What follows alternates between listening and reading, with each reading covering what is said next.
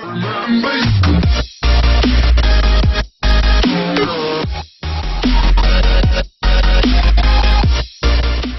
of thousands of migrants and their supporters are staging their first day of action on Monday to highlight their contribution to the UK economy, alongside 1,000 EU citizens demanding the right to remain in Britain after Brexit. A report from the New Economics Foundation estimates that if every migrant withdrew their labour for one day, it would cost the UK £328 million, minus 4% of the country's GDP.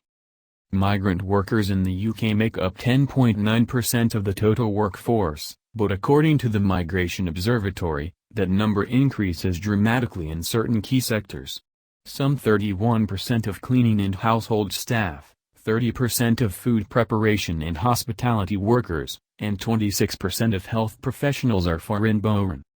Also participating in the campaign are approximately 1,000 EU citizens, who will descend on Westminster to lobby MPs over their fight for a guarantee of the right to remain in the country post-Brexit. They will assemble in a local church hall and at lunchtime head towards two allocated committee rooms in the House of Commons to lobby 50 MPs, who have agreed to meet them. Among them will be Labour's Brexit spokesman, Keir Starmer, Labour MP Stephen Timms, who sits on the Brexit Select Committee, Tory MP Philip Davis, and the Green Party leader Carolyn Lucas. Universities, trade unions and art galleries including the Tate and Tate Modern are backing the day of action. The day is also being supported by national organizations, including the 3 Million organization, New Europeans and Unison.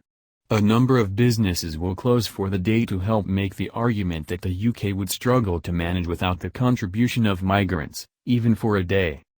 At 1 o'clock, people supporting One Day Without Us are being asked to gather in public spaces and simultaneously link arms in a gesture of solidarity and appreciation of migrants.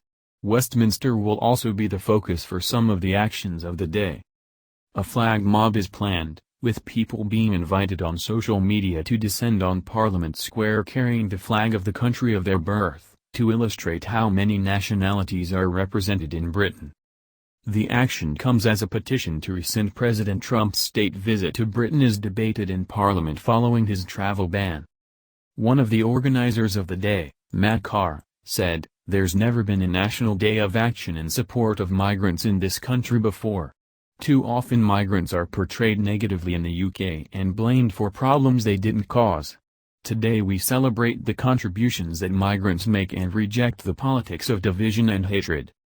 Dave Prentice, General Secretary of Unison, which represents workers in the public sector, including health workers and social workers, said that unless ministers guarantee European workers the right to remain now, they risk losing thousands of well-trained health and care staff forever. He said it was not good enough to allow those health workers who are vital to the NHS to spend the next 2 years unable to plan their futures.